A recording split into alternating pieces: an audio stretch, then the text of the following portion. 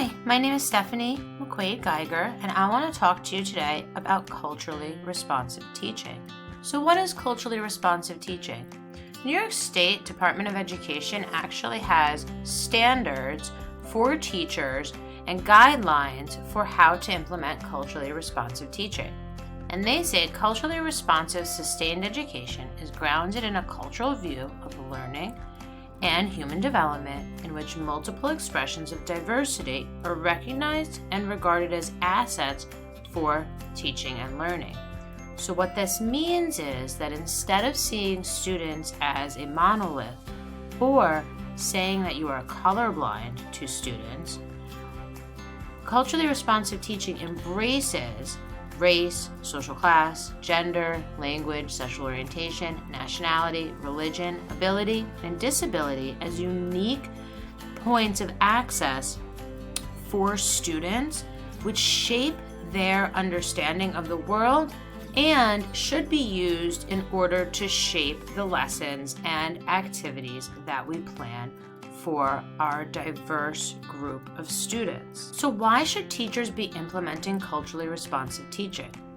Culturally responsive teaching empowers students to learn at high levels without making excuses or changing expectations. Oftentimes, we see students who are disadvantaged as having lower abilities, and teachers tend to not hold them to the same standards. But in culturally responsive teaching, what we want to do is create a learning environment that nurtures the differences in our students and uses those differences as a strength instead of as a weakness.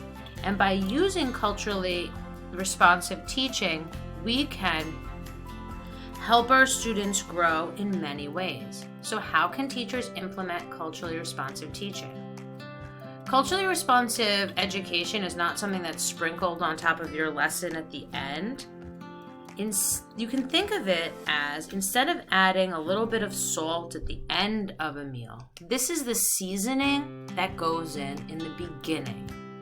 That flavors your entire meal and is integral to your dish. So, once a teacher starts implementing culturally responsive teaching, all teaching becomes culturally responsive, and it flavors our teaching in a way that we can use this to view students and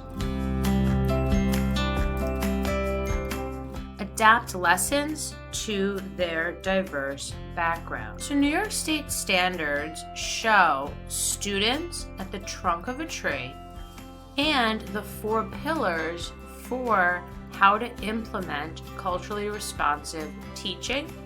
The New York State standards are linked here in my presentation and can be found online. The 4 pillars include inclusive curriculum and assessment, welcoming and affirming environment, high expectations and rigorous instruction, and ongoing professional learning and support for both teachers and other stakeholders. You'll notice that there are branches on this tree for students, which include teachers, school leaders, district leaders, community members, education department, policymakers, and higher education faculty. One branch is students and families, but I would say that families and cultural organizations are more like roots to the tree, which ground students in their understanding of the world and shape the way in which students are able to learn. Well, Geneva Gray has done a ton of work on culturally responsive teaching, and if you want to learn more, I suggest looking up some of her books and publications. She said while caring about conveys feelings of concern for one's state, being cared for is active engagement in doing something positively to affect it.